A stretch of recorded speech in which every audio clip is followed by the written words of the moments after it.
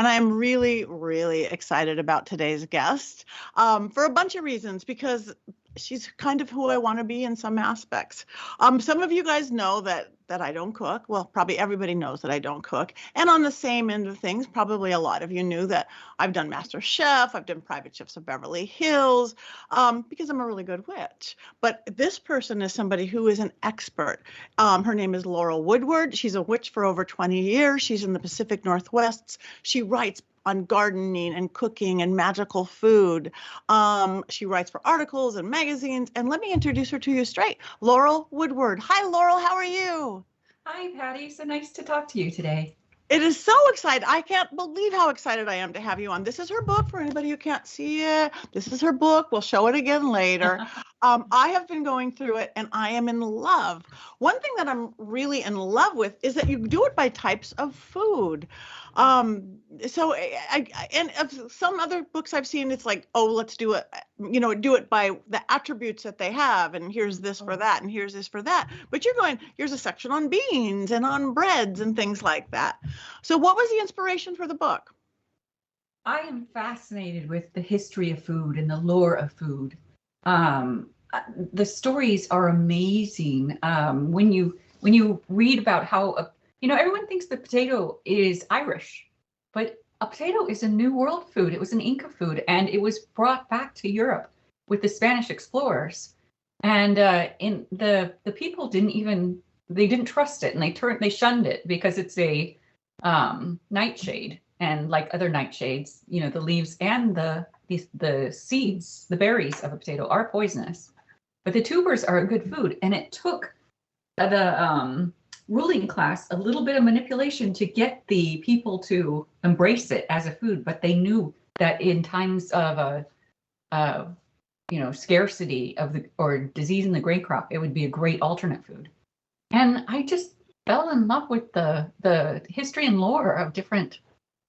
When you become a witch, you investigate all the cottage herbery, the herbs and all the power, but every single ingredient in your kitchen has a magical aspect that you can use.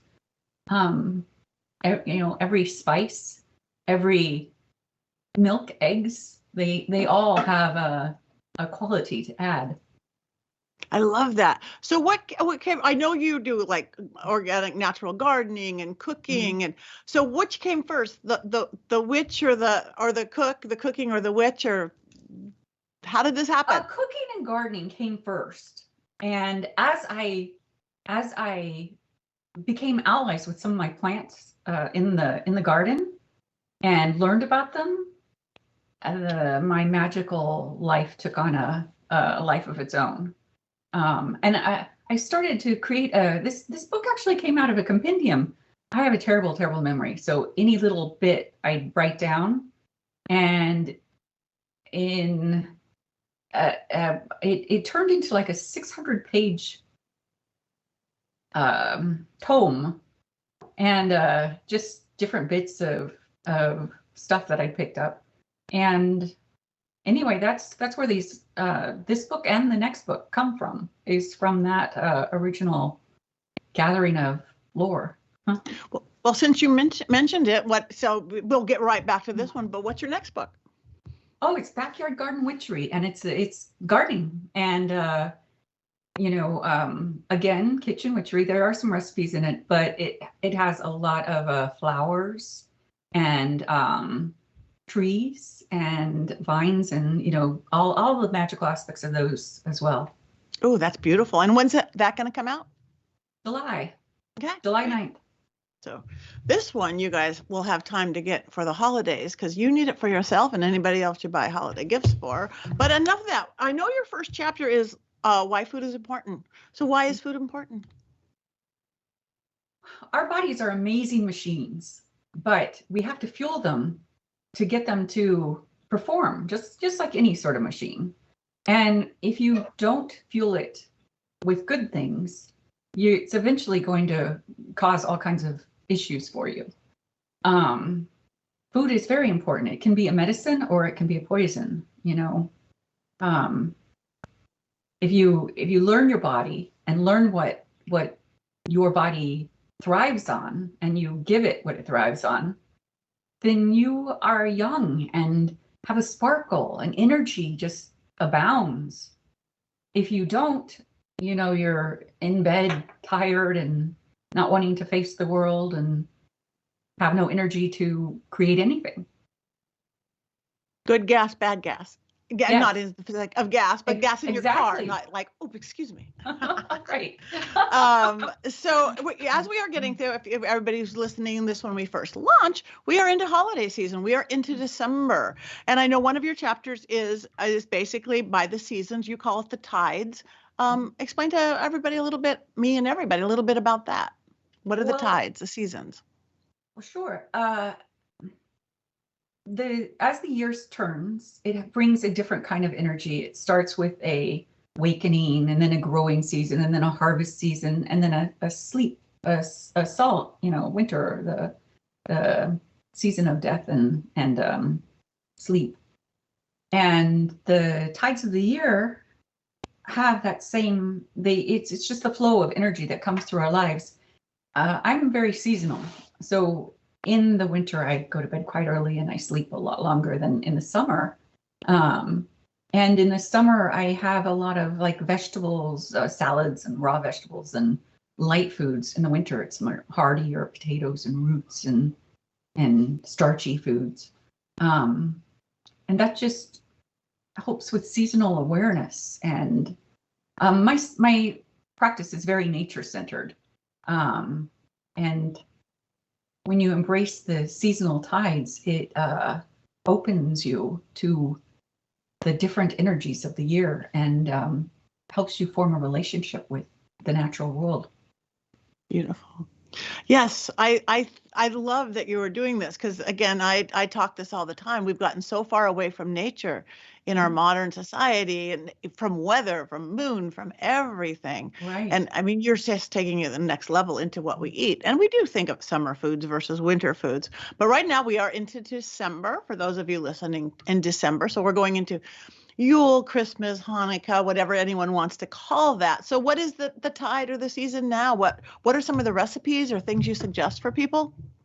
Well, it's celebration, and it's honoring of the family, and it's making memories, and food is fabulous for that because just like the sense of cinnamon, if you're baking a apple cinnamon pie, the whole house permeates with that smell. And when your relatives come in and you have the joy of seeing them, that scent fixes those memories in place and helps you recall them when you smell it again.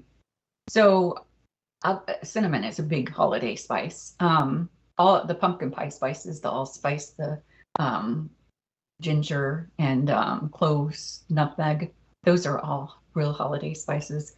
But as far as holiday foods, that's celebration breads, anything that you're making to make the day special. And that can depend a lot. A lot of kitchen witchery is on you're cooking for somebody, so you want to honor what they like.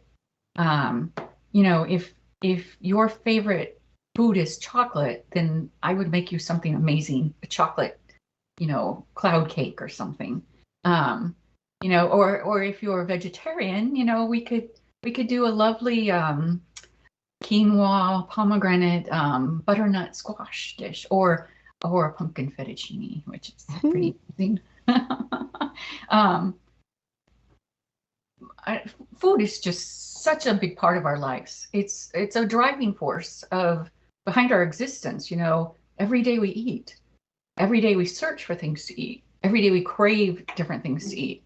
And so if you just put some effort into making good choices and feeding your body and your family whole foods, it's just a way of bringing your craft into your everyday life.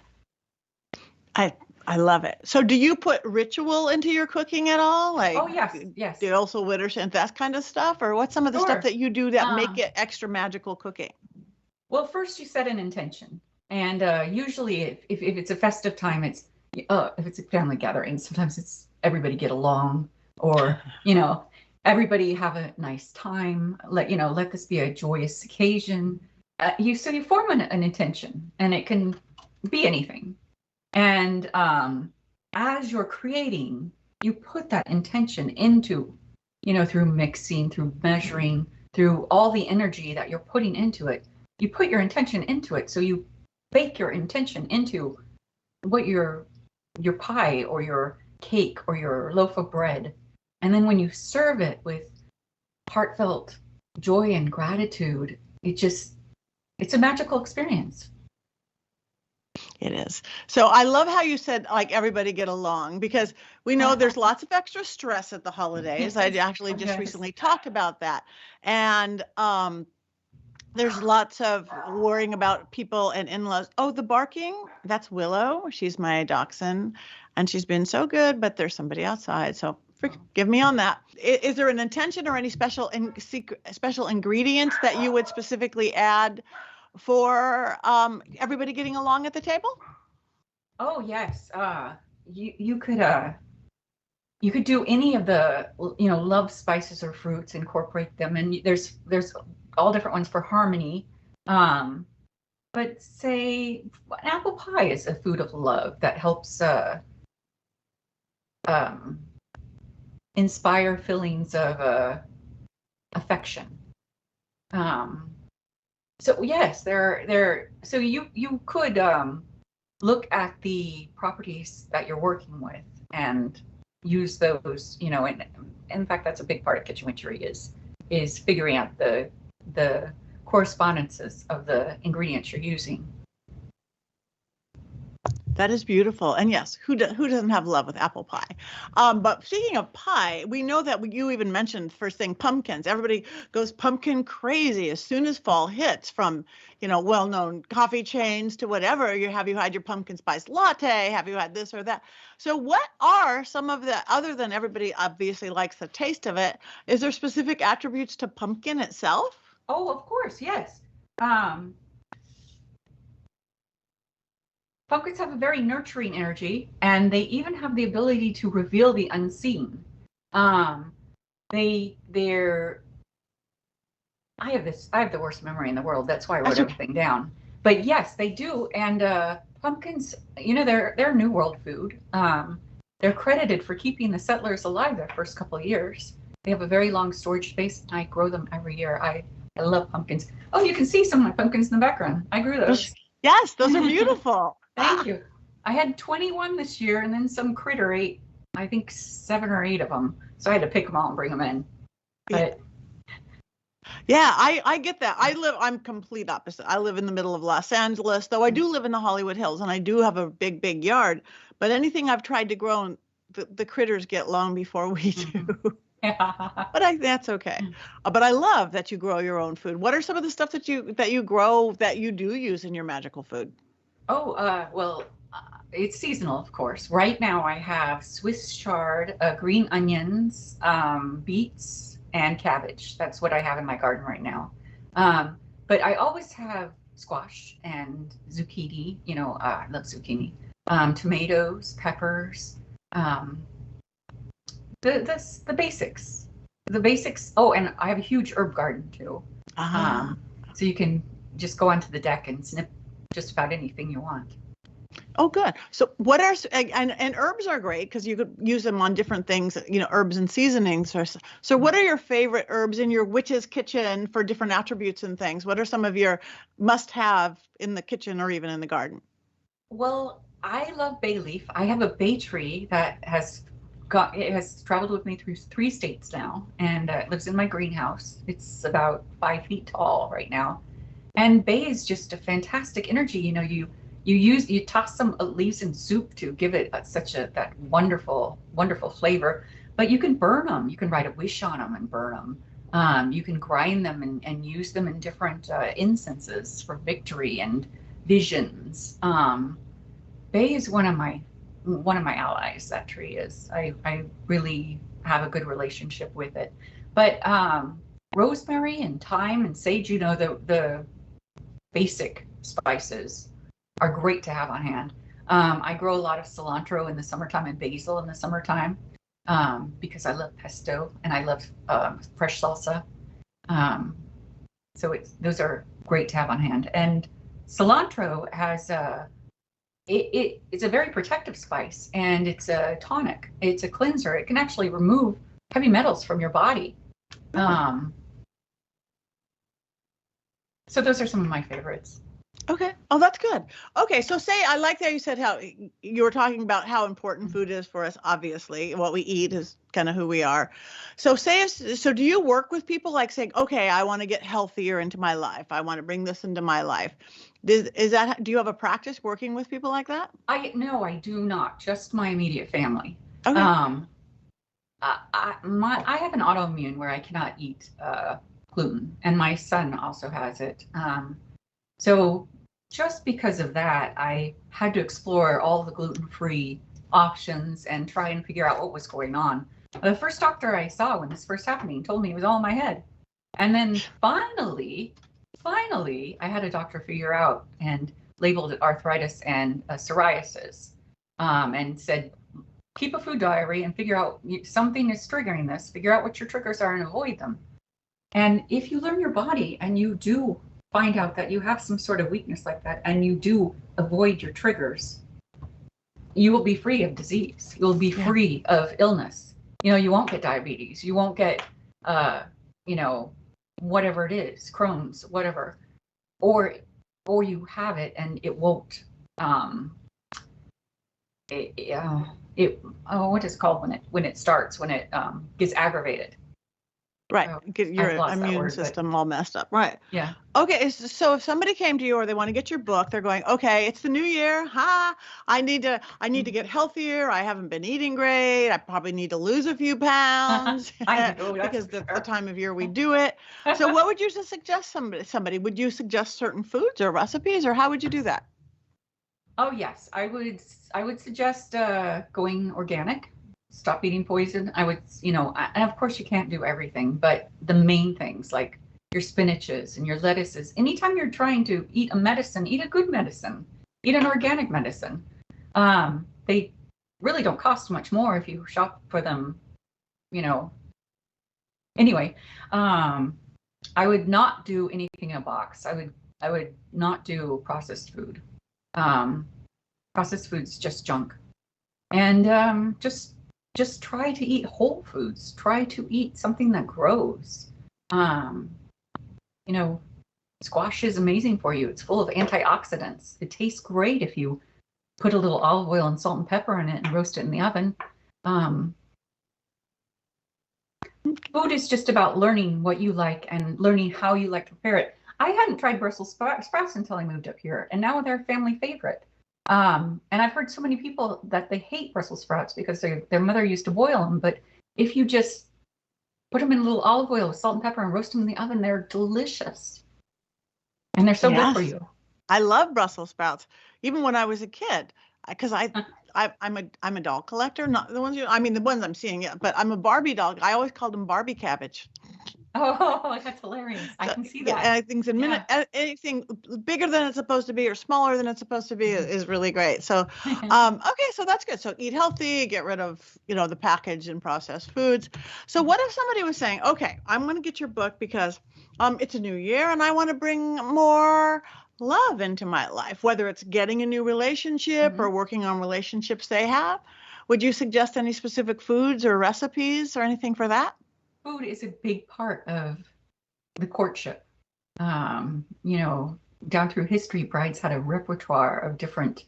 They were part of their bride price was the things that they had in their cookbook. So there are yes. You need to learn first the person's likes that you're cooking for. If you're cooking for someone and they absolutely hate mayonnaise, you don't want to serve them something covered in it, so find out what they like and then honor their food choices. Okay, that is good. So all right, so then that's the best of love. Well, it is because you're showing that you care about them. But a cherry pie, an apple pie, pears, cheese, figs, dates, all of those are foods of love. Wine. There are so many are considered like asparagus was an aphrodisiac for people.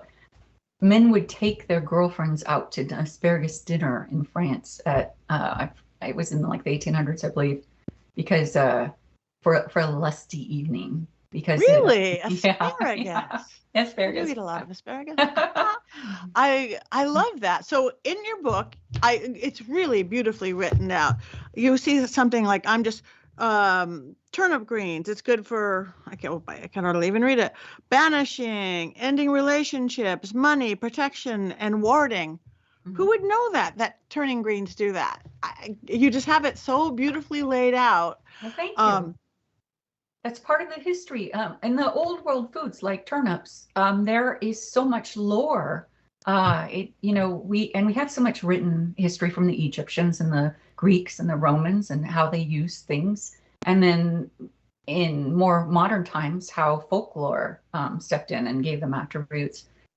That history is out there. You just need to turn it up. And it was fun collecting it. Okay, I like that. Again, you guys have to check out this book. There's simple, and you do have a lot on gluten-free flours, meals, and which whether it's all health or not, I know there's a huge trend. I mean, everywhere I hang out with a lot of people a lot, and if you're at wherever you're out together, half the room, I don't do gluten, I don't do gluten, I don't do gluten, and I'm like, what's gluten? So all sorts of things. Okay, so one more thing on this, since we've done love and we've done how to get along and family and things like that and trying to get healthier. So what if somebody's trying to bring more money and abundance? How would you lead them a certain way towards foods or recipes or way to prepare them? Oh, there are all kinds of wonderful things like wonderful traditions for creating abundance. And a lot of them are with liminal times and Now explain to people what that is. Like the new year, where 1 year is going out and the next is beginning. It's a shift of energy. Bayberry was used to draw positive energy into the new year, and it was the settlers would make bayberry candles and burn them down to the socket. The Southern tradition of black-eyed peas on New Year's Day, and then and that's something my dad always did. We always had a lot of people, just neighbors drop by and stuff. He would make a big pot of black-eyed peas and then give anyone who came by a bowl to eat while they were there. And usually it's the way people use their Christmas ham bone. I don't care for ham much, so I don't put ham in my black-eyed peas, and you don't have to. They have great flavor without it. But yeah, black-eyed peas are auspicious for prosperity and money. Any of the greens are money, like mustard greens, collard greens, spinach. Those, if you steam it on the side, that's money for your new year. That's good. So you're putting it into your intent. You're putting it as you're cooking it. Yeah. You're putting it as you're eating it. I know having more. One thing you can do is you can tell each ingredient what you want to do it, what you want it to do as you're adding it. You just tell it what you want it to do. That way you don't have to come up with any special rhymes. It's programming the ingredient. Right. And that we do. We program everything, or we program. I love that. Okay. Well, I'm excited to just jump into this book, and I highly recommend it to people. Where can people get Kitchen Witchery? Llewellyn has it on sale right now for $19.99, so you can order it directly from them. But it is available everywhere. That is beautiful. And come July, there's going to be one on gardening as well. Backyard Kitchen Witchery. No, I'm sorry. Backyard Garden Witchery. Sorry. Okay. Words, all words. And what are people interested in you? How can people find you, beautiful Laurel?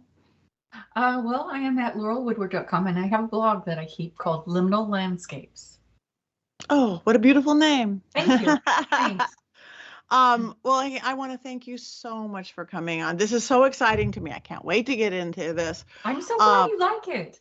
I do. I love it. I love it. Like I said, I can't cook, but I love the idea of it. And the magic. I get the magic part. It's just they don't let me in the kitchen much. I like the black-eyed peas thing. I tried that. The last time I tried that, which was the first time I tried that, I put them on a big pot and I cooked it. Mm-hmm. I don't know what happened, but my pot kind of imploded, and I was never, ever, ever able to get the lid off. I think you let it run out of water. I think you let it run out of water and it created a suction. Maybe, but nobody, the strongest strong man I know, 14 people at once trying to take the lid off. We had to throw away the pot and the peas. So that you made your own special spell there. Yeah. Anyway, thank you so much, Laurel. Anything coming up that you want to talk about, or just your book, or you have any? Well, just my book. This has been such an exciting time with this book, and I really am looking forward to having another one come out. But yeah, that's it. Okay, well, that's enough. That's, believe me. So you guys, Laurel Woodward, Kitchen Witchery, unlocking the magic in everyday ingredients. And I promise, once you pick it up, you're not going to want to put it down. What is something like things that you don't even, less common, like goji berries, or something real common like a fig. It's right here. It's all here. And again, it's done by food types, which is very different to me, and I love it. And the explanation. So thank you, Laurel. Thank you so much for coming on The Witching Hour and bringing a little bit of your food magic. Thank you. Thank you for having me.